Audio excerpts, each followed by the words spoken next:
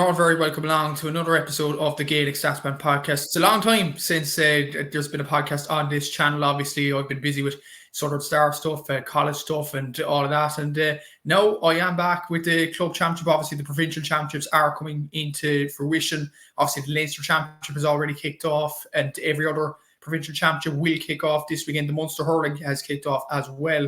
And I'm delighted to be joined, as always, really by Seamus Brady from An Cluiche to discuss this weekend's games and the stories of the GA over the past few weeks. So, Seamus, how have you been over the last few weeks? I know you're finished college now, you have a job at Croke Park, so all's well for you. Yeah, very well, Matthew. Thanks for having me on again. Yeah, been busy. Dublin Club Championship is finished up. I was doing a bit of work there. But delighted to be on here again. Good to have your podcast back. I mean, even though you haven't been doing it for the last couple of weeks, you haven't been off the grid anyway. I mean, myself, yourself, and Aaron are working together pretty much every week. So, I mean, it's good to see, but it's good to see that your podcast is back up and running, and we've got a hell of a week, hell of a lot of news to talk about. I mean, even like some of the ties coming up in the club championship are just, they sell themselves. We don't need to build them up. And then obviously the news outside the game, we've got the All-Stars to break down, the Camogie All-Stars. We've got obviously the 96-week ban to break down as well. So a lot to break down in this episode. So yeah, buzzing to be back.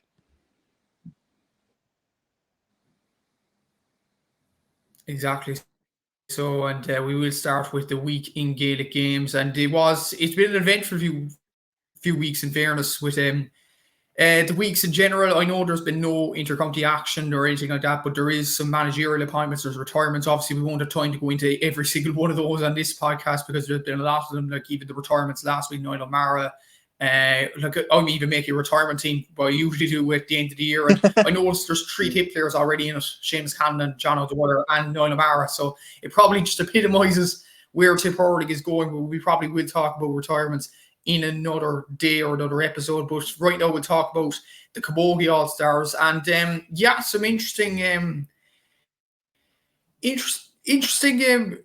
nominations here. Like I made a team, you made a team. Obviously, there is some differences between my team and your team, and obviously the full team in the Camogie in general. So we will go over the Camogie All-Star team now, and I'll put that up on the screen here if it comes up. So that is the Camogie All-Star team. So you have Amy Lee in goal, Vicky Falconer in the full back line, along with Libby Coppinger, Roisin Black. And then the half back line, you have Karen Kennedy from Tipperary, Laura Tracy from Cork, and Maeve Callahan from Cork. Saoirse McCarthy, Lorraine Bray in midfield. Then Hannah Looney, Beck Harton, and Denise Gall. And I don't know why I'm covering that, to be honest with you. I'll hide it there to show the full forward line. And it is, if it comes up, Amy O'Connor, Katrina Mackey, and Caught Devan. So, Seamus, what do you think of that team in general? Like, it's probably a ballpark team. Like, I for one, guessed all the 6 forwards, but just in different positions. There's been a few, positional changes. Like, for instance, Mairead Evanston isn't on the team. And neither is Pamela Mackey from Cork. Neither is the Galway goalkeeper Fiona Ryan, who you picked on your All-Star team. So a few differences, but all in all, do you think it's the right team to pick for the All-Stars at Camogie this year? I think it's fairly close. I don't think you can have a proper dispute against any of those players for getting an All-Star. I thought Mairead Evanston, for me, is the first one where I'm like, okay, hard done by there, because Mairead Evanston had done a fantastic job picking up Denise Gall when Tipperary played Kilkenny in the group stages, and then she'd absolutely done a smashing job on Roisin McCormack when Tipperary blew away Antrim in the quarter-final. Roisin McCormack was the obvious threat for Antrim, and just Mairead Evanston just shut her down. And I mean, that's why she was in my team pretty much straight away. I get why all those are in there. Libby Coppinger was the heartbeat of the Cork defence. Roisin Black was outstanding. For me, Roisin Black was unbelievable in that semi-final against Cork. Like, absolutely fantastic. So she has to go in. Vicky Falconer as well was brilliant for Waterford, and how early she had to go off in the final against Cork was a hammer blow to Waterford in that final, and probably the worst possible start that they could have had to that game. When you move out further down the field, like immediately Aoife Donoghue's one that I'm thinking hard done by enough. Like from Galway, she battled in that semi-final, and look, for Galway, it was a disappointing year, so I don't really think that they can have too many complaints about not getting more than one player in that all-star team. But Aoife Donoghue definitely would have been the second one I would have been looking at as having in there. And obviously, player of the year went to Beth Carton. Myself and yourself both, I believe it was Amy O'Connor, if memory serves, that we went with that route. Like Amy O'Connor, Yeah, I think so. terrific throughout the championship, tucked away crucial goals, tucked away the crucial scores against Kilkenny, like in the quarterfinal when Cork actually knocked out the defending champions, and then was brilliant against Galway in the semi-final. And then the final, I mean, in case you've been living under a rock, she scored a hat-trick in 2 minutes in the All-Ireland Camogie final. I don't think anybody has ever scored a hat-trick in a quicker span of time in Croke Park, let alone in an All-Ireland final. So she, for me, I probably would have leaned towards her. Like, I know that Beth Carton was amazing in getting Waterford to where they got to, but the place to perform is the final. And I know that Beth Carton gave it her absolute all, but it probably still would have nudged towards Amy O'Connor. But Beth Carton is a worthy recipient of the award, no doubt about it. Yeah, definitely so. And obviously Beth Carton, as you mentioned there, got player of the year and centre forward on this team. And manager of the year was the same as both of our opinions, Matthew Toomey. And it's a great way for him to ball just in general as well. I think the All-Star team, it's no real notable, well, Aoife Donoghue, obviously, Beret Davis, but no omissions that you're thinking, wow, that's a big, big call. Like, it was a ballpark kind of a team in the Camogie All-Stars. But a word of Matthew Toomey, obviously, he left his post as Cork manager the last few weeks. He was named manager of the year. Great way to end his 2-year span as Cork manager. But he actually said in an interview, I think with Balls.ie, that was, or maybe with Sports Show, that in March he knew this was his last year. So to go out and win the All-Ireland in his final year as Cork manager, couldn't get much better than that. True. The only thing is that it didn't feel like his last year with Cork, if that makes sense. Like, it felt like Cork were a coming team towards an All-Ireland, and they were building and building and building. And then when they got that All-Ireland, it happened in such a fairy tale way that they just swept to victory, beating Kilkenny, beating Galway, and then hammering Waterford in the final. And it was more thinking along the lines of, okay, this is the start of another very, very dominant Cork era here. And I think they still have, obviously, the potential to do that. Their age profile of the team is very good. Most of the girls are in their mid-20s. So there's a potential there to go on a bit of a dominant spell. But it's just very, very dependent, in my opinion, on who they bring in to replace Matthew Toomey. If they bring in someone who can carry the baton on to more and more success, because Kilkenny are going to come back stronger, Galway are going to come back stronger. They'll be very disappointed with how they were last year. Kilkenny, obviously, no more Brian Dowling there, so they're going to have a new era. Like, it's very, very much dependent, I think, on who follows on Matthew Toomey, because you are right, he did an outstanding job with that Cork team, got them back to the top of the mountain, and then made his decision to go. Exactly so, and we all wish Matthew Toomey all the best in his future ventures, whether it's managing or just life itself. He's been an absolutely incredible coach for the Cork Camogie team, and the Cork Camogie team actually haven't announced their manager yet, so it'll be interesting to see in the next few weeks who they announce as manager. And we'll get on to the next story in the week in Gaelic Games. But this is a huge story, and you mentioned it on your TikTok video went viral on the Tullamore incident. There's a bit of clarity coming this week, and in an article written by Gordon Manning for the Irish Times, I read this here. A Tullamore player has been proposed with a 96-week suspension following the incident in which referee Barry Tiernan was pushed to the ground after their Leinster Club Senior Football Championship game against Summerhill. A Tullamore official has also received a proposed 48-week ban from another flashpoint at the end of the same game, while the Offaly club are to be fined €2,500. I think it's shocking in itself that it wasn't a fan that actually pushed him, it was a player. And, it was pretty disgraceful in its own right. If you watch the videos, I'm not going to put up the video of the thing itself in case I get banned. And the last thing we want as a GA community is for accounts to get banned. We don't want that. So I'm going to put up a video here on TikTok. It's kind of a thing that's trending in the last 2 weeks, and it is worrying. It's a thing abusing referees. And I just wanted you to have a look at it, Seamus. It's just a 4-second clip of a disgusting, really trend going around TikTok about GA referees. I'm deaf. I want to be a ref. Now, the words there was, I'm blind, I'm deaf, I want to be a ref. This video was a week after the game between Tullamore and Summerhill as well. And yeah, between it all with the 96-week ban, first of all, I'll ask you the question about the Tullamore incident itself. 96-week ban, sufficient or not?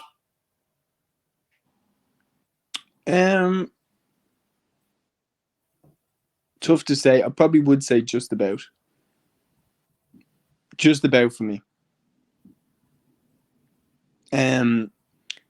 But because it's ridiculously heavy in terms of like how can you give the right punishment here, because you need to make a statement here. You need to make it clear that that type of behavior, as I said in the video, has no place in our sport. And that's why you need to make sure, look, he's a player, he's frustrated, he's probably thinking, oh, you know, can't believe we've lost that, and because of a bad decision at the end. But that's disgusting thuggery behaviour to go on and shove the referee. So he absolutely deserves his 96-week ban, if not more. So I think he should just take it and move from there. I think I've seen something that like they were going to appeal it or something. I'm like, on what grounds? What grounds do you even have to appeal that? Like, cop on. Don't even, like, it's just shy of 2 years. The one thing that I would just be worried about, and me and you spoke about this, I think it was back when the referee got knocked unconscious. Do you remember that? Down in Wexford. Yeah. Yeah, the referee got knocked unconscious Roscommon down as well, there. I'm sure, last year. Oh, yeah, no, it was Roscommon. Sorry, that's my bad. Where the referee got knocked unconscious. And me and you were saying that guy that got suspended for a certain amount of time, we said, like, he's just going to be back at a game next week. Like, it's not like every park in Ireland has gates where there's bouncers outside checking ID and you have to prove who you are before you can go into the ground. No, if it's in the local park or if it's in a pitch that your club own and you want to go down, of course you can go down. There's no one there to stop you. And that's why me and you were saying like a GAA punishment isn't really enough there. And we were saying, how many times in GAA matches have we seen somebody do something and you're like, God, if that was outside of the GAA pitch, that's assault. And whereas when it's on the field, it seems to be like, have at it. And you're like, that is a tricky one in terms of like, how do you actually stop that? But when it comes to this incident, for me, it's very clear. He deserves at least the suspension that he got. And the club should take the fine for having him there, because this is the type of thing that we need to stamp out. This is the type of thing that we need to make very clear. This has no place in our game. And if you interfere with the referee, you will be absolutely crucified with fines and suspensions and the whole lot. I seen a good comment on my video. It was saying, when we need to up the standards of clarity in terms of like decision making and up the standards in terms of consistency. And look, I am absolutely for that. I think particularly with the black card, one referee will give a black card for barely a foul and one referee won't give a black card for dragging someone down by the neck. So I think you need to also address that in the same way. But I commented back to one of the comments on the video. I said the respect and protection comes first. Once the referees are respected and protected, then you will attract the best candidates for the job, because the job is well paid, respected, and they are protected. Once you have that, you can get the best referees back into the game. How many top-class referees over the last couple of years have we seen leave the game? Why do you think they're doing that? Like, David Goff got booed in the All-Ireland final by both sets of fans. Yeah. He got booed by the Dublin fans who had won the game, and he got booed by the Kerry fans who had lost. And that on a national stage in the All-Ireland final, in front of the watching eyes of the country, the referee gets booed. And like it's always like there's always one guy in the club that, you know, if he wins, he scored 3-6, and if he lost, the ref was terrible. Like, and it's just, I think it's a sad fact that the referees in our game, I've found through my years of playing, through my years of watching, the refs are at best, they're at best put up with, but they're never really respected or loved. So why would you want to be one? I was just gonna ask you there about your thoughts on the TikTok trend going around about I'm blind, I'm deaf, I want to be a ref. Like, kind of disgraceful, isn't it? Yeah, no, it's just, I said there in my last piece that I was just saying it's a nasty part of our game that I feel like the referees are at best put up with rather than loved or respected. And I feel like around the country, the referee at any game, will always get someone says something to him from the sideline, or someone says something to him from the crowd, or players try and get around the ref when he's making a decision and everything like that. Like, in my opinion, it's so obvious. Rugby have it right. That the referee is respected. Only the captains can speak to the referee. That's a good way to do it. Only the captains can speak to the referee. If you have an issue with what the referee did, you go through your captain to do it. And for the top games, there is clarity about the decisions. We can hear them talking to each other, making a decision. We can see what they are seeing on the screens. Like, and there's clarity there, so people understand. They may not agree, but they understand why they made the decision that they made. It's similar with VAR, that you can hear the decisions being made. And look, VAR has its own issues and stuff like that, but for huge moments, I would introduce it, because if you had VAR decisions, Louth would have won a provincial title in 2010. Like, other key decisions that would have happened down through the years. And like Shane Walsh's point against Derry, that's a perfect example of fantastic refereeing. He got in, took a look at the replay, saw that the ball had gone clearly over the bar, gave the point. Even though Hawkeye said it was wide. That's good refereeing. But you never hear about that again, because people don't really like to focus on when the ref got it right. And it's been going on in the GAA forever. This attacking the referee at the end of the game, or having a go at the referee at the end of the game. I seen that in 1998, I believe it was, or 1997. Lavi played against, I believe it was a team from Antrim. And the team that lost that game had a go at the referee in a very similar way that Tullamore had a go at the referee here. So we haven't successfully managed to stamp it out of the game. It's just now everybody has a phone. So the minute that somebody attacks the referee in the game, somebody records it and it goes everywhere. And it highlights that the GA still need to deal with this problem and deal with this issue. And look, that guy putting up a TikTok about, oh, I'm blind, I'm deaf, I want to be a ref. Like, that's just tick. That's just stupid. But it does expose and the nasty attitude towards referees in our game. And like, as I was saying to you, they need to go hand in hand. So I think that there needs to be more consistency and better performance from referees in terms of decision making and etc. Because I think that one referee will give a black card for barely making contact with someone, but then another referee won't give a black card if you jump up and grab someone by the neck and pull them down, like we saw Kevin Maguire on Con Kilpatrick in last year's championship. The most obvious black card I've ever seen that wasn't even given. And that's why I'm saying more consistency from the referees, but protection and respect comes first. You respect the referees, you protect them, you make sure that they feel safe doing their job. I would genuinely introduce that only the captains can speak to the referee. And if you lay a hand on the referee, you are sent off immediately and banned for 96 weeks like that fellow was. So there you go. There's your rules. And once you have that, in place, then I would introduce the mic system and the screens, like the VAR, where they can watch for big calls and we can hear the referees saying to each other why they gave that free. And there's clarity and everybody can hear why you gave that free. And then we have a better understanding between the players and between the fans and between the referees, and the standards will go up, because if you have protection and respect towards the officials, you will attract the best candidates for the job. Exactly. So well said. And yeah, it's a big problem with referees. Obviously, their controversy of the year. We could talk about many controversies, but that's definitely one of the controversies of the year. And it's throughout the year, really, the treatment of referees. It's an absolute disgrace in its own right. And Well, hopefully, the people on TikTok actually anyway, reposting these sorts of trends.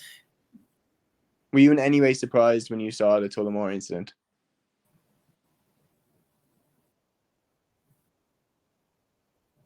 No, And I wasn't. Simply, I wasn't. No, not at all. neither was I. Yeah. Exactly. So yeah, and yeah, it's a big problem in our society, big problem in the GA. But we will move swiftly on, because we don't want to spend too much of our time complaining about TikTok trends and referees and all that. And this is the last bit of that happened last week between Ballygunner and Sarsfields, and this is a big thing. The state of Cork hurling. Actually, Will O'Callaghan actually mentioned my stats on the Cork Hurling Championship. And fair play to him. Big up Will O'Callaghan and Ashton O'Reilly's podcast and Off the Ball there for mentioning it. But it's a valid point to mention about Cork hurling, because I'll just put up the Cork Hurling Championship, the club championship sides in Cork, and their stats of the Munster Championship, because it really is damning on the club championship in general. If I could find it, there it is. So I'll give you a quick look at this, and it is really, really worrying from a Cork point of view. Like the last game a Cork club won in the Munster Senior Championship was Glen Rovers beating Patrickswell by a point. That was 7 years ago, and Glen Rovers have since gone out to the second tier of Cork hurling. Newtown Chandram, last club to win the Munster Championship 14 years ago. The last Cork club to reach an All-Ireland final was 2006. And the last Cork club to win the All-Ireland outright in the club championship was 2004. And obviously, the Cork senior hurling team haven't won an All-Ireland since 2005. Aaron said in his podcast earlier in the week that they haven't won a league, I think, since the 90s either, in Alliance Division 1. So looking at these stats, I know Seamus, Cork have good hurlers, like Seamus Hardy, Patrick Horgan, its own state of Cork have excellent hurlers around the field, really. But these stats between club championships and the senior team in general, is it worrying from a Cork point of view? Because looking at that sheet there, it's worrying in my point of view, anyway. Yeah, no, it is. And what's more worrying is that Newtown Chandram took up 3 of the stats. So that's just one club. So then you're thinking, if you were to take Newtown Chandram away, how much further back do you have to go? And like that's some of the stats that are concerning. Look, it is confusing, and there was one I distinctly remember. There was one clip on the Sunday game, I believe it was like 10 years ago or something, where Download Cusack was pointing out how many Munster and All Ireland titles Cork have won at under 20 and minor level versus the other counties in Munster. And then he was attributing that to why Cork were having issues winning the All Ireland title. And you could argue the same thing for the club championships. Like, why are Cork struggling when it comes up against the other teams? Look, the argument is look, Ballygunner are just ridiculous. Like, Ballygunner are a freak in terms of club teams. They pretty much have the spine of the Waterford team down the centre. And Cork at intercounty level are in a better place than Waterford right now. And maybe that's because the Cork Championship is more difficult to win. Ballygunner have pretty much won it by default every year now for the past God knows how long. So it's one of the things where you look at this game, it was a bad beating though.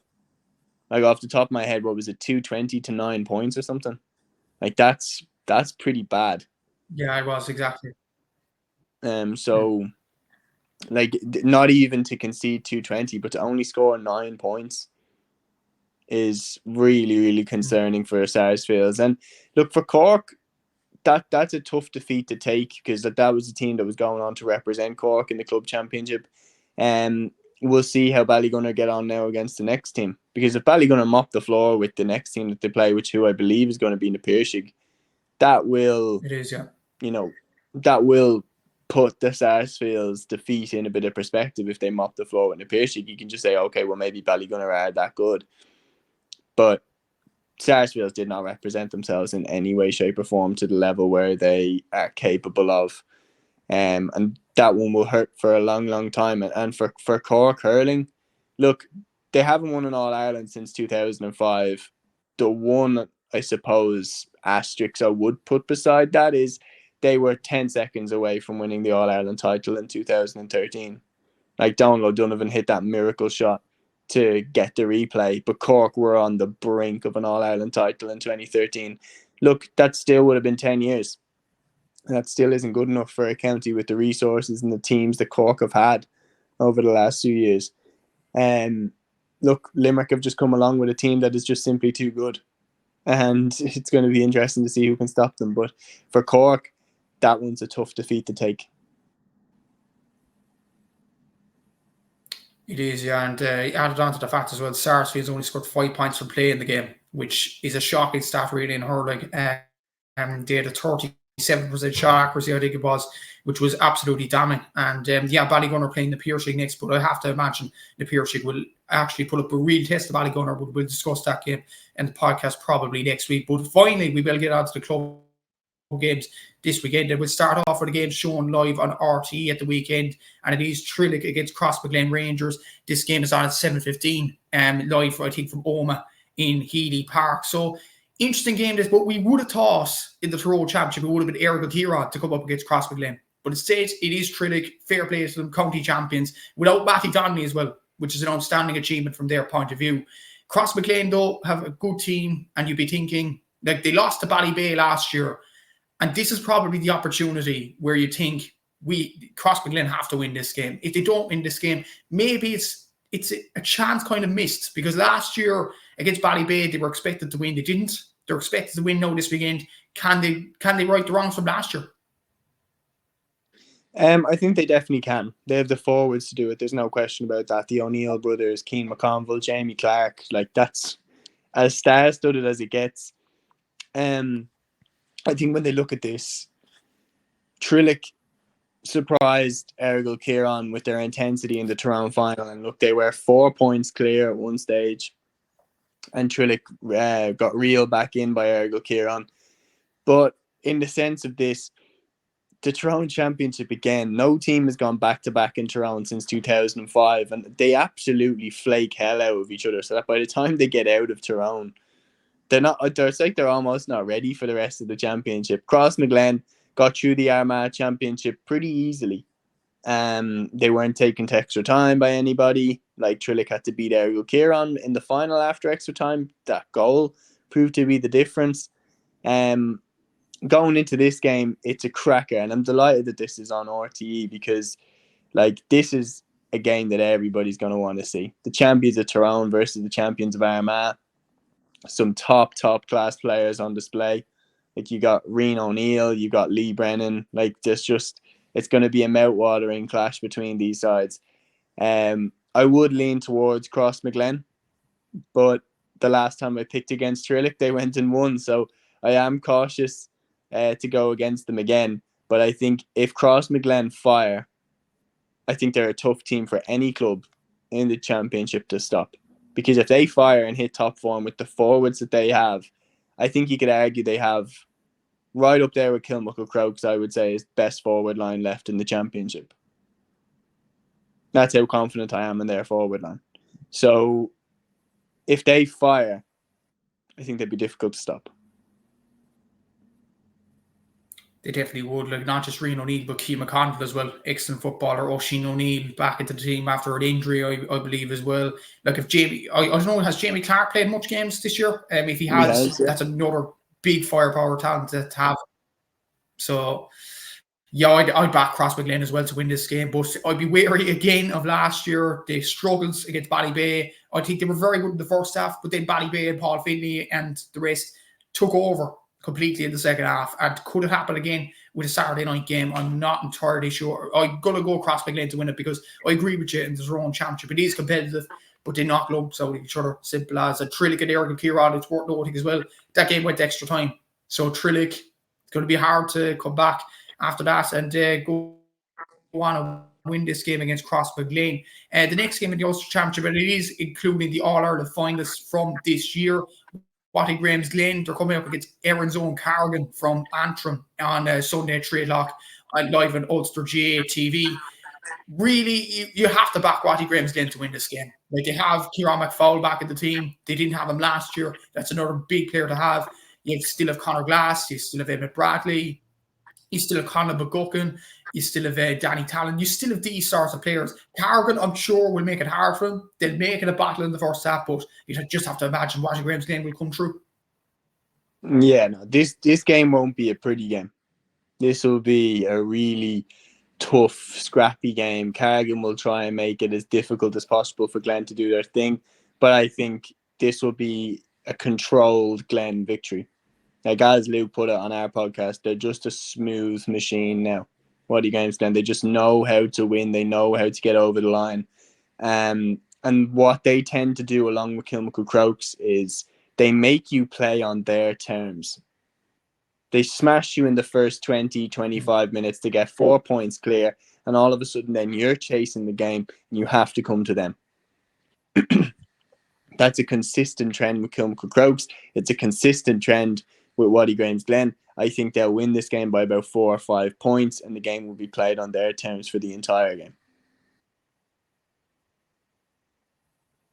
Yeah, exactly. So I'd back Watty Graham's Glen in this game as well, and that should be an easy win for the second favourites for the All-Ireland, according to Paddy Power. Obviously, bet responsibly. I'll stress that often enough. But this game in the Ulster Championship, this is a mouth-watering encounter. Scottstown against Kilcoo, 3:15 live on TG Carr. And definitely, I'd say the whole country might tune into this, because you have Kilcoo, obviously All-Ireland champions from 2021. My heroes mixed up now, but they beat Kilmacud in that final with a last-minute goal in extra time. Scottstown have a good team themselves, though. Like, they have Conor McCarthy there. Jack McCarroll's come in this year, as far as I can gather. You have the Hugheses there as well. You've basically the bulk of that Monaghan team. So this will be a hard game for Kilcoo. I know they brushed aside Derry Harps pretty easily last week, but this won't be easy whatsoever, I'd imagine, anyway. Yeah, no, this one will be tricky. And I think apart from Trillick versus Crossbaglen, this one will be the one that I'm predicting potentially to be a shock. And when it comes to Kilcoo, I just put one question back to you. Do you think that they have the same motivation that they had in 2021 now?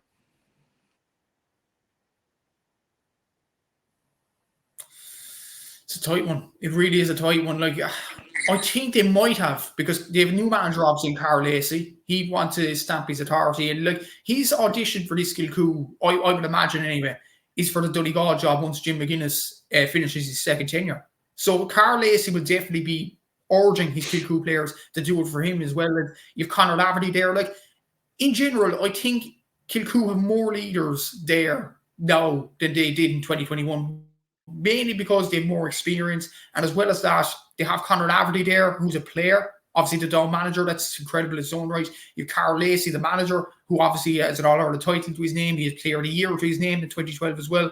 Absolutely seasoned campaigner. And you have a lot of these Kilcoo players like the Brannigans that are experienced at this level too. So I think there would be an urge there for Kilcoo to definitely go on an Ulster charge anyway, because there will be revenge on their minds against Watty Graham's Glen, let's not forget. They lost that final when they underperformed last year. So, like, it's going to be a big year for Carl Lacey and the Kilcoo players in general. Yeah, and being honest, I think Kilcoo are the top side that I think can actually stop Watty Graham's Glen. I think that they have the bit between their teeth this year that they didn't have last year. I felt like 2021 they reached the top of the mountain, and having lost the year previous to Currafin, I think it's one of those things that when you finally get there, it's really hard to go back to back, which is why Currafin are, in my opinion, right up there as the greatest club team of all time. The fact that they did 3 in a row. But it's just an amazing achievement for them to win that title. Now can they come back? They still have the bulk of that squad that were there in 2021. And now I think they have their motivation and a very good coach in Carl Lacey as well. A very, very good coach by the looks of things anyway. And I think he's the only manager in Ireland who was currently managing an inter-county manager. So that dynamic is pretty interesting between Carl Lacey and Conor Laverty, I'd say they're working together a lot more than we realise. I'd say Laverty is definitely doing his share of managing in the team, when it comes to the down lads, etc., etc. But in this game, I will lean towards Kilcoo. Their know-how, their ability to get over the line, and their structure and everything, I will tip for them. But Scottstown have the ability to really make things sticky for them. Like Jack McCarron, Rory Began, the Hugheses. There's some top players there. And I'm kind of surprised that they haven't come out of Monaghan in the last few years. So they're out now. Let's see how they get on. But I will probably lean towards Kilcoo, just based off their know-how and their experience. If memory serves me correct, Conor McCarthy might be on that team as well as Scottstown. Yes, So that's basically the whole Monaghan team. That's the whole Monaghan team. So you have to, well, obviously other than Conor McManus, who played for Clontimber, big up to them in Monaghan. But you have Rory Began, you have the Hughes, Conor McCarthy, Jack McCarron. If you have those sorts of players at your disposal for a club team, surely the mindset has to go to an All-Ireland. The fact we're saying Kilcoo will win this game easy, and a lot of other podcasters, I'd imagine, are in the same boat. It's kind of weird, isn't it, that you're saying that? Because Scottstown, look at their players that they have. You're saying, how could you bet against them? Yeah, I don't think Kilcoo will win easy. I definitely don't. And I said after Trillick potentially beating Crossmaglen, I think this is obviously bet responsibly, but if you're going to bet on an underdog, I think Scottstown is definitely worth a few quid, because Kilcoo have had it easy up till this point. Like Burren didn't turn up in the final, Derry Connolly didn't turn up in the preliminary round. If Scottstown turn up, they might be able to catch Kilcoo on the hop.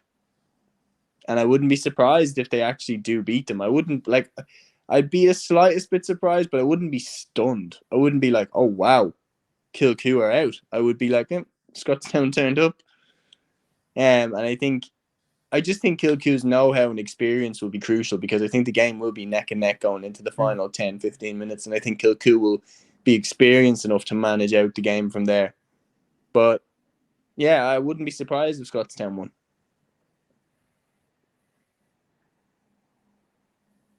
Yeah, exactly. So it should be a very interesting game, obviously live on TG Car on Sunday. And the final Ulster quarterfinal we will look at. And this is probably an even kind of quarterfinal in general, because Donegal clubs don't seem to do well in the Ulster Championship. It is Naomh Quinlan, the Donegal champions, going to Gauna from Cavan, the Cavan club champions, if that slide turns up there.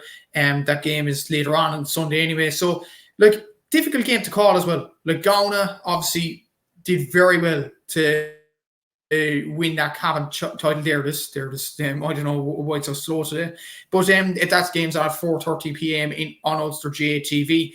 Gauna scored 5 goals in the Cavan final. They absolutely dismantled Kings Court Stars, who had the likes of Jordan Morris on their team. Gauna, they were in it last year. They kind of disappointed. They flattered at the seat, but this year they could be all ready to go. Whereas Naomh Quinlan, most people would have expected St. Eunan's maybe in Donegal to come out, Naomh Quinlan coming out of Donegal. This is a tight game to call, but Cavan clubs don't necessarily do well in the Ulster Championship. Is this the chance for Gauna to right that wrong?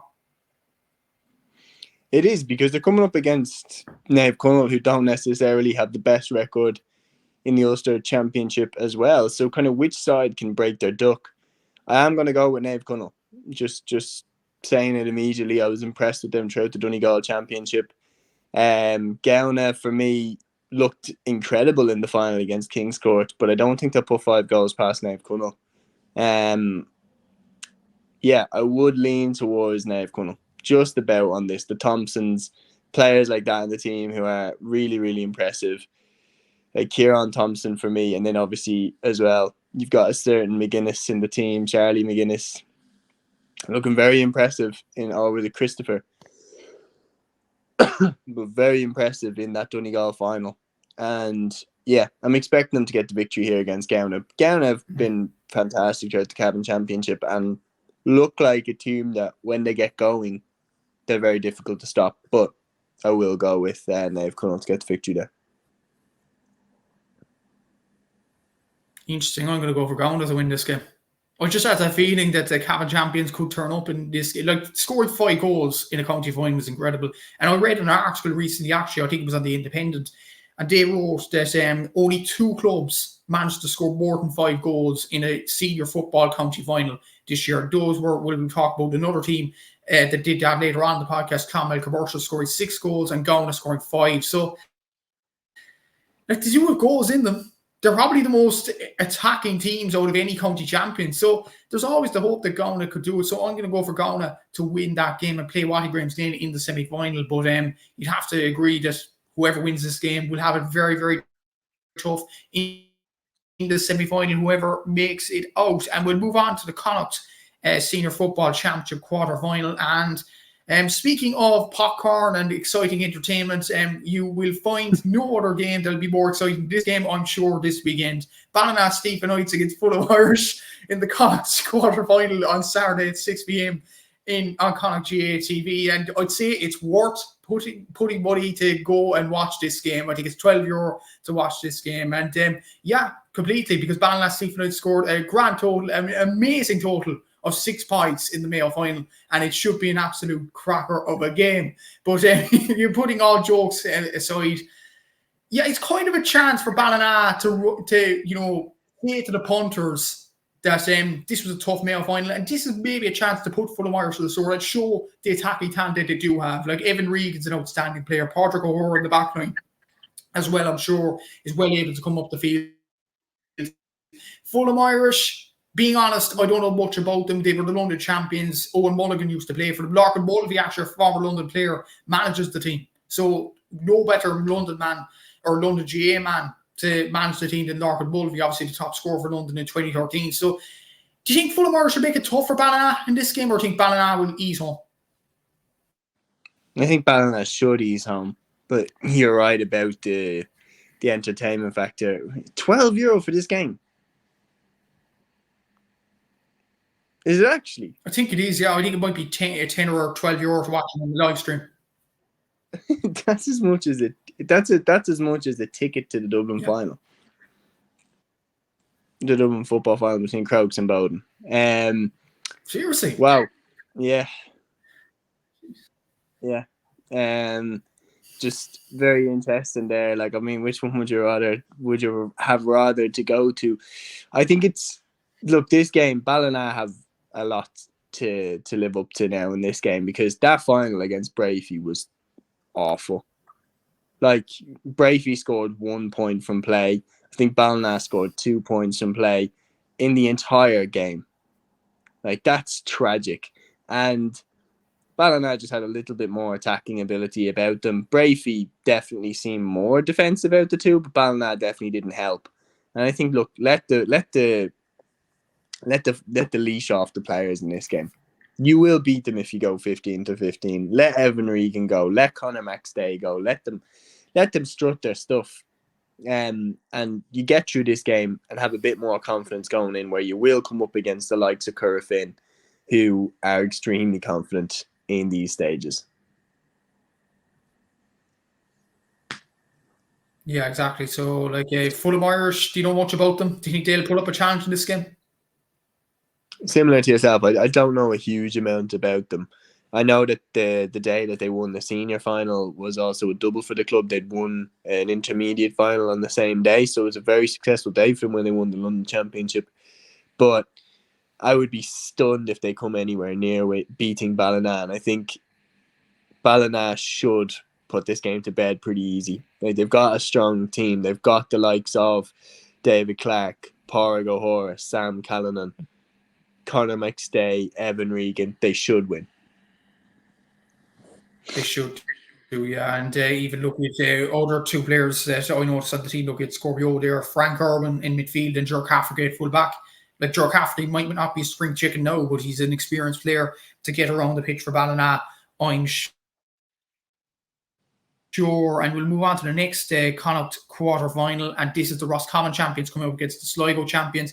It's going to be St. Bridget's against Coolera Strandhill from Sligo. And Coolera, fair play to them. Brilliant achievement to win the Sligo Championship, which was really dominated by Turlough Strand over the last few years, and kind of shocking that they came out of Sligo and won it. And actually, they have a dub in this team. Ross O'Carroll. I don't know, did you see that story during the week? Rory O'Carroll's brother hoping that they'll meet the other in the final. Did you see that? It'd be a very interesting dynamic if they meet in the final. Be like the Boateng brothers playing against each other at the World Cup. Kevin Prince playing for Ghana and Jerome playing for Germany. But yeah, I'll be very interested to see it. And massive congratulations to Kildare getting out of Sligo. Obviously, Turtle Strand had a real stranglehold over that championship. Kildare have some brilliant players.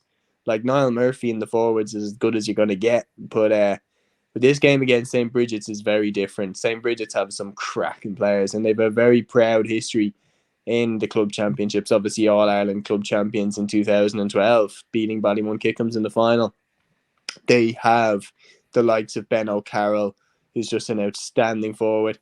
And I feel like I will probably lean towards St. Bridget's, but a massive congratulations to Kildare getting this far in the first place.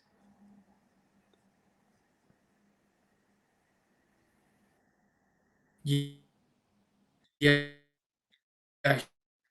huge congratulations to Kildare, especially like a lot of people, including myself and yourself, who this tip top last year and they back it up this year. What a win for Kildare, in fairness. And Niall Murphy, as you mentioned there, is an outstanding forward. I think Peter Murphy in midfield is a very good player. Kyle Cawley or Keelan Cawley, one of the wing backs, is playing for them as well. So we have a very good panel of players. Obviously, Ben O'Carroll's an outstanding player for Bridges, Ronan Stack.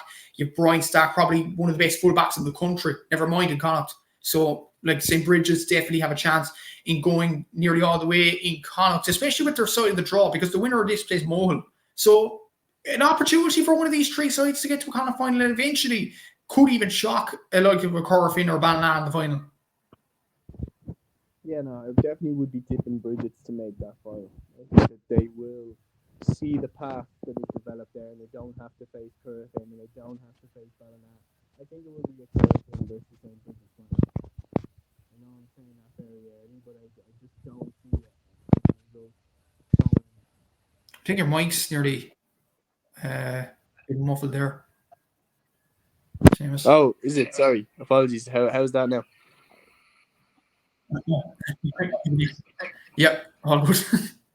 All right, I had my hand covering the mic there for a sec. Don't know why, but yeah, I expect that it will be St. Bridget's against Corofin in the final. I don't see a result happening which stops those two meeting each other in the final. So I will confidently say that it will be St. Bridget's coming out of one side, and it will be Corofin meeting them in the final.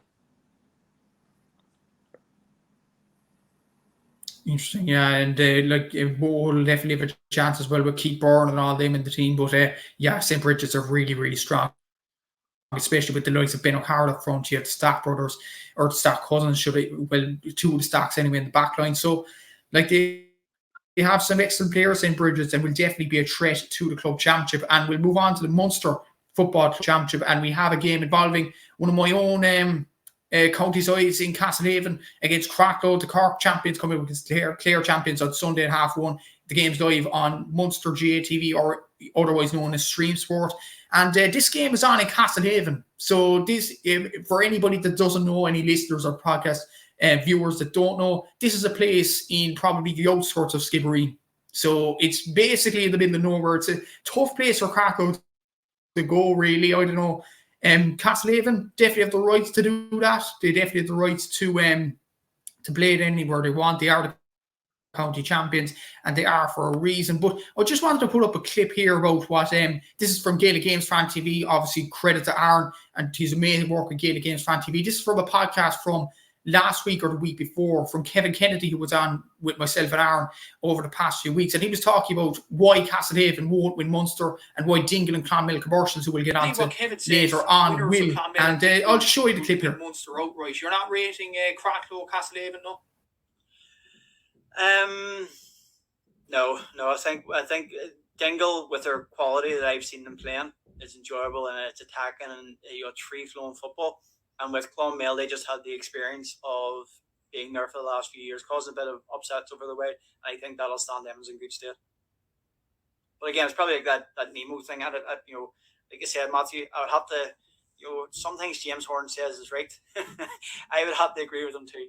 You're not forced to play any way of football unless you're coming up against. If you're the stronger team, if you're the fancy team, you can play whatever way of football that you like. And Dingle do that for me. They play enjoyable football. They play fast football.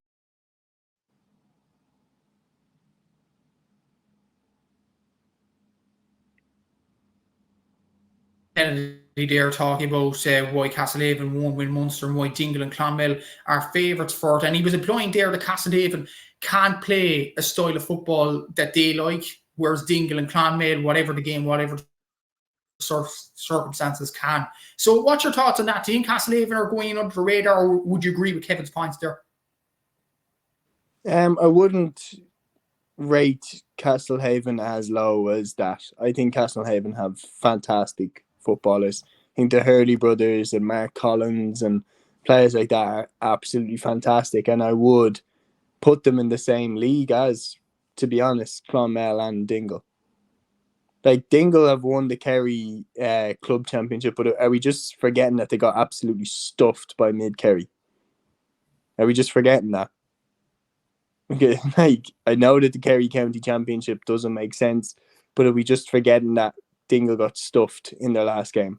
And why are we putting them as the outright favourites for the Munster Championship? Their confidence isn't going to be what it was. Clonmel Commercials beat Nemo Rangers last year and then lost the very next game. I think was it to Aero Guinness they lost? To Newcastle West. Yeah, so why are Newcastle West not in the conversation now? They won Limerick. 3 in a row champions there in Limerick. And they actually beat Clonmel Commercial last year. So if you're going off recent form, surely Newcastle West are in there as well. Castlehaven, for me, are a direct contender for the Munster Championship. And I think it's very open. I think any side that's in it can win. And I think Castlehaven will win this game anyway. I think the Hurley brothers will lead the way, as they always tend to do, for Castlehaven. And look, the difference is, with those brothers in the team, they have a guaranteed 6 or 7 points a game from those two. And they can just fill in the rest from the rest of the team. And look, I think they'll win this game against Cratloe. I think Cratloe have been brilliant. Clare champions for a reason. But I will go with Castlehaven to get this victory. And I would say it's between Newcastle West, Castlehaven, Clonmel and Dingle. But I wouldn't really be 100% confident in any team doing it. If I had to pick one right now, right in this moment, pick a team, I would slightly lean towards Dingle. But I'm not as confident in them as I was at the start. When I saw them win the Kerry Club Championship, I thought, yeah, okay, I think Dingle will win Munster this year. I'm not as confident anymore, but I would probably still just about shade it to them if I had to right in this moment. But I wouldn't be surprised if Castlehaven, Newcastle West or Clonmel won it either.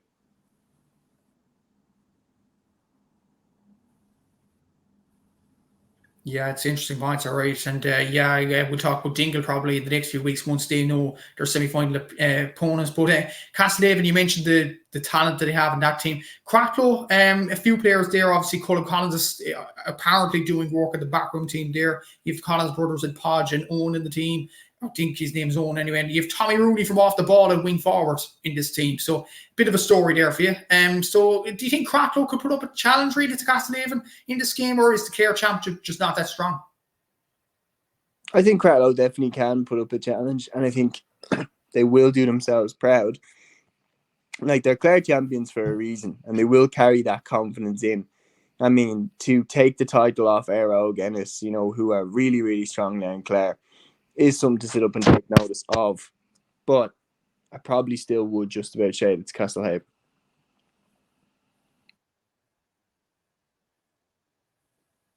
Yeah, it should be Castlehaven, especially with home advantage. They should win this game in general. And just looking at Cratloe's team there, I think Colin McIntyre is a good player in full forward. Sean Collins is his name, not Owen, in the team. Kevin Hartnett at fullback is a very good player. I'd gather as well for Clare down through the years. Podge Collins is obviously the main man for Cratloe in this team. So, I think Castlehaven will win it, but I think Cratloe will really put it up to maybe in the first half. But Castlehaven should get going in the second half. And this game of the Munster Championship is probably one of the games of the weekend if you want competitiveness or open attacking football. It is Clonmel Commercials against Newcastle West in Semple Stadium at 1:30, live on Streamsport/Munster GATV.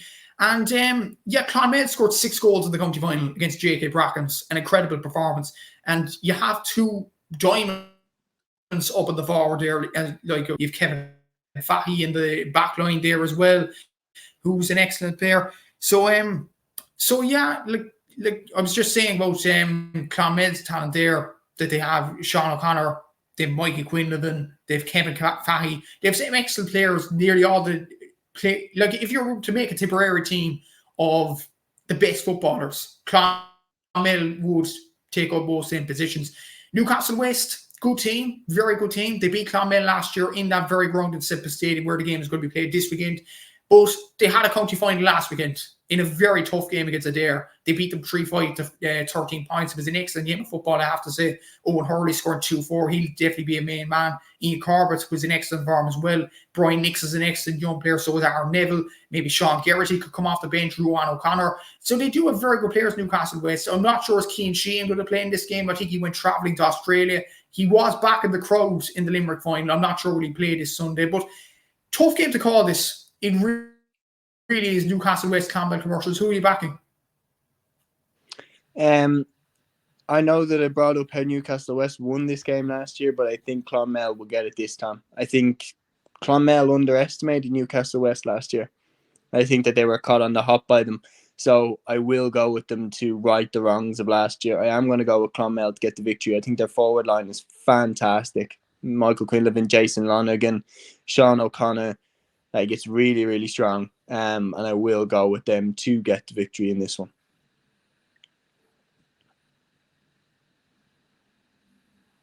Just on a side note there, I'm not sure if Jason Lonergan going to play this game. I think he's still in the States, but it looks as if reports and Scorpio and anything like that. So if he is, that's a huge loss to Clonmel Commercials, because as far as I can gather, they actually had him against Nemo Rangers, but didn't have him against Newcastle West, and Newcastle West beat them. So the fact that he's missing, he's an excellent footballer. The fact that he could be missing for this game, and if Newcastle, I'll put it this way: if Newcastle West get Cian Sheehan back in the team, do you think they have a chance? Yeah, Cian Sheehan is phenomenal. Cian Sheehan is absolutely brilliant. All-star nominee there a couple of years ago, and for a reason. So he's a massively important player for Limerick and for Newcastle West. And I think if he comes back in, it dramatically increases their chances. But still in this moment, I will go for a Clonmel victory. I think they should put right the wrongs of last year. Yeah, exactly. So I'm just looking at the Clonmel's team there from the game against JK Brackets to see actually did Jason Lonergan play that game. I don't think he did. Coleman Kennedy, Conal Kennedy are 2 good players in the forward line still. Kevin Vahy played wing back. Seamus Kennedy played at centre back. Lorem there as well. I don't see Jason Lonergan's name, so I don't think he's going to be available this Sunday. So if he's not back in time or anything like that, that's going to be a huge loss. But yeah, I'd probably back Clonmel Commercials as well. I work for the Limerick, and just as a side note, I work for the Limerick Voice now this year. If you want to give that a follow on Twitter or Instagram, it's at Limerick Voice, I think it is, and then at limerickvoice.com is where all the stories, including a match report that I did on Newcastle West today. Now that's out of the way, I hope Newcastle West actually, Owen Hurley's an exceptional player, Ian Corbett. I'd love for him personally to even go on a run in an All-Ireland or a Munster Championship, but I think Clonmel should have enough in this game. And we will move on finally to the hurling this weekend, and it is the hurling quarterfinals in Leinster. Firstly, we have a game live at TG Carr. Naomh from Wexford against Cormac Callaghy from Offaly at 1:30 on Sunday. Tight game really, because both sides have impressive players. The Naomh obviously have Conor McDonald in the team. They have Cathal Dunbar, some very good players. But the issue for them is, and we mentioned on your podcast, their county final was end of July, start of August. So you'd imagine the match fitness or match sharpness will not be there for Naomh as much as Kilcormac Callaghy.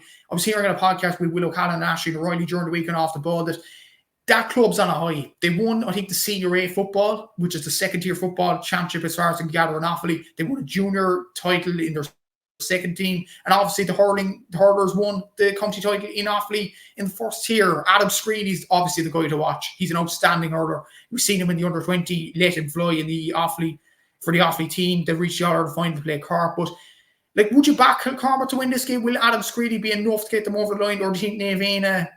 Like, do you think actually for the Wexford Hurling Championship, do you think it's kind of a disservice for Naveena to play? I think it's 2 or 3 months without a game before they play this game now on Sunday. Yeah, absolutely. I think it's a joke that they've been waiting for the last 2-3 months for a game, and I think this game will very much depend on how well they've kept themselves fit, the challenge games that they've been played, the training camps that they've been going through.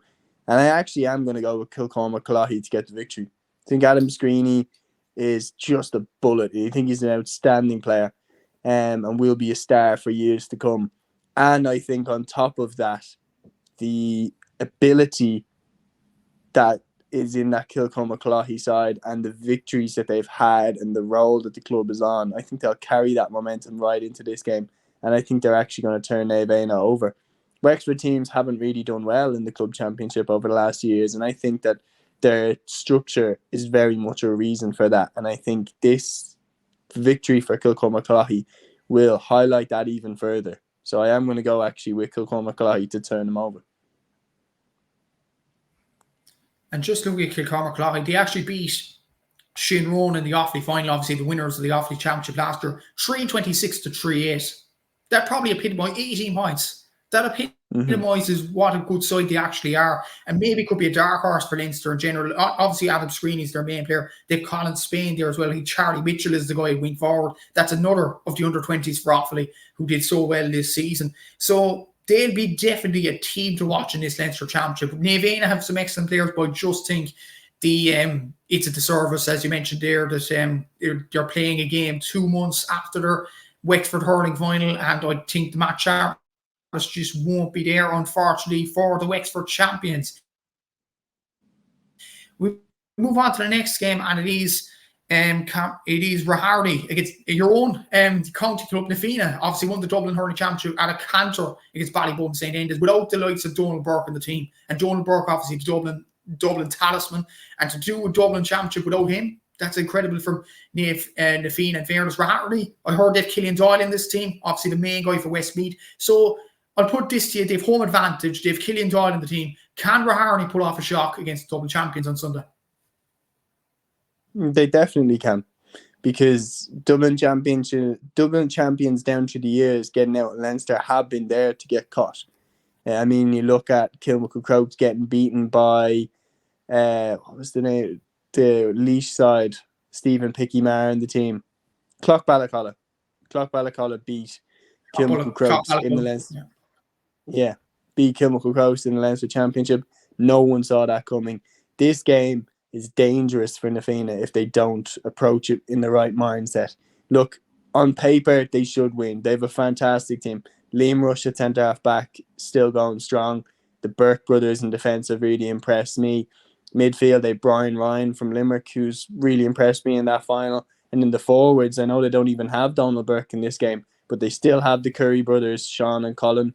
They still have AJ Murphy, who has to be in the Dublin team next season. And Shane Barrett is there too. So, like, they have a really, really strong team, Naveena. And they should win this game. But if they don't take it seriously, they will lose. And I cannot stress that enough. Rahani are coming to win this game. They're not coming to take part in this game. They're coming to beat Naveena. And they have home advantage. They will be riled up. I will lean towards Naveena. But I think on the hurling side, if you want a shock, this could be the one. Interesting. Like, Killian Doyle is an exceptional player, isn't he? And he could be the difference between the two sides. But Naveena, you still have to feel Naveena will get over the line, but it could be a shock even without Donald Burke in the team. And what I mentioned, Donald Burke, if they have him back for the Leinster Championship, or indeed for an All-Ireland run, do you think Naveena are All-Ireland contenders? I'd say more dark horses rather than direct contenders. I would obviously say that Ballyhale have to be... No, Ballygunner. Ballygunner have to be favourites for the All Ireland Club Championship. St Thomas's for me look very strong this year as well. The Pierce, if they come out of Munster, very dangerous. And then up in Ulster, like Rory O'Cushendall, very impressive as well. So Na Fianna, this is new territory for them. I wouldn't make them direct contenders yet. I have to see how they get on against Raherney. But if they smoke Raherney on top of how they smoked Ballybowden St Enda's, and then Donal Burke comes back in, definitely dark horses. Yeah, definitely so. And we'll move on to the next quarterfinal. And this is a huge chance for one of these two clubs to reach the semi-finals. The Laois champions in Camross against the Kildare champions in Naas. Obviously, all the Leinster games other than Naavina and Kilcormac are live on Clubber, and they've provided a brilliant service throughout the club championship. So big up to that streaming service there. This game is on a Sunday at 3 p.m. But just look at Camross's team. There are two main forwards in Tomas Keys and Zane Keenan. Zane Keenan, I think you might have remembered him in Laois teams that gone by. He was an excellent player for them. Tomas Keys, obviously a Laois player right now, so he's an excellent player. But Naas, they beat Shinrone last year, the Offaly champions in the quarterfinal. They pushed Ballyhale all the way in the first half, particularly in that Leinster semi-final as well. So could this be a year where Naas really stamped their authority in the Leinster game? But obviously they have to start that dream off by beating the Laois champions in Camross. Yeah, and I think they will. I really do. I feel like the run that they went on last year, the results that they're putting together, the likes of James Burke, etc., doing the stuff for the team. Naas definitely surprised a lot of people with that fixture over Shinrone, and then the way that they put it up to Ballyhale Shamrocks last season, he went on to win the whole thing.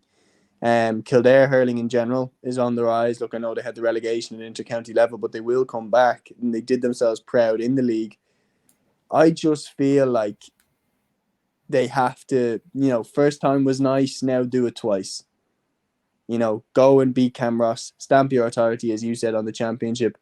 And I feel like they will. Interesting. Again, I think we're going to disagree on this. I'm going to go Camross to win it. I just feel like they came out of a very, very tough league championship, and I think they might get through this game. Like Zane Keenan is an outstanding player. Tomas Keys very good as well. So I'd back Camross to win this game, but Naas definitely have the capability to get over the line. And the final game will go on the club championship scene. And you talked about Raherney being probably one of the teams that could shock a big team like Na Fianna at the weekend. I think if you're looking for a shock, this could be it. Mount Leinster Rangers against O'Loughlin Gaels on a 3:30 on Clubber on Sunday.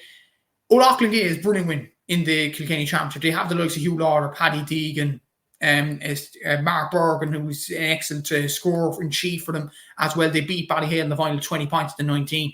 Mount Leinster Rangers, though, you would argue, they're the Carlow champions. They've done it before. They've won Leinster before. They've shocked teams in Leinster before. They've got to an All-Ireland final before. So arguably, they're the most experienced team out of these two.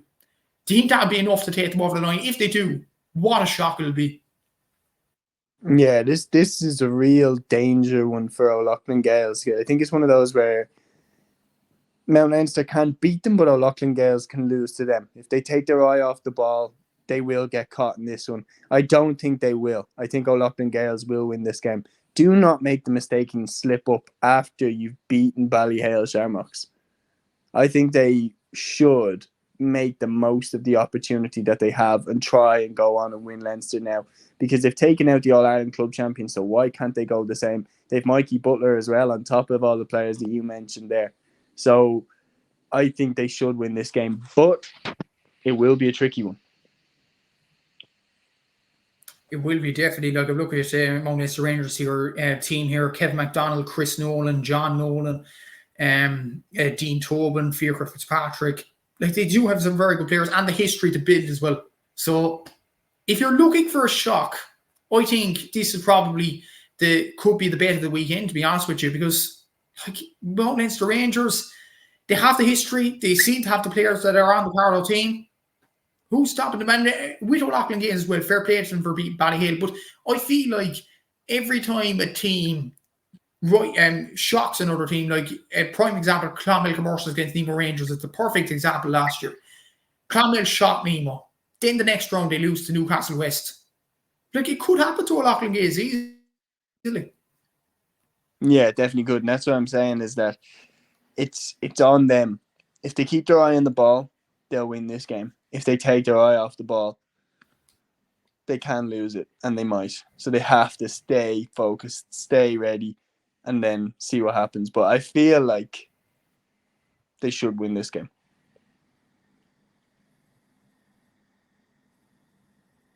They should do, definitely, yeah, and should be very interesting weekend of club action. And before we let you go, Seamus, who do you think is going to be player of the week, and who do you think is going to be bet of the week?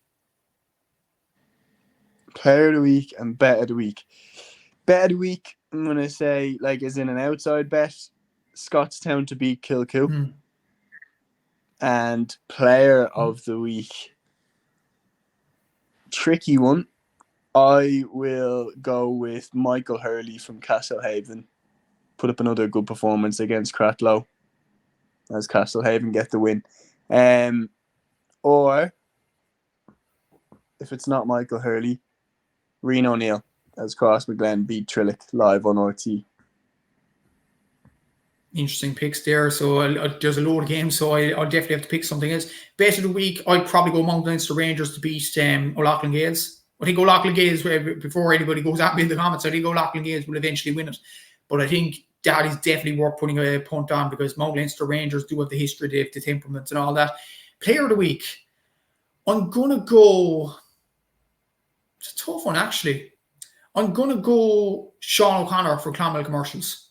I think he has the capability of fire against Newcastle West at the weekends. And if not him, it's going to be tough. But I'll probably go, even though I think Scotstown will lose, I'm going to go Conor McCarthy. I think he might put up a few trees in that game against Kilcoo. So we'll have to see how it all plays out at the weekend. So cheers for anybody that viewed the podcast. Leave a like, subscribe to Gaelic Statsman and all that good stuff. So Seamus, thanks for having me coming on again. And enjoy the games of the weekend. You too, Matthew. Thanks a million for having me on again.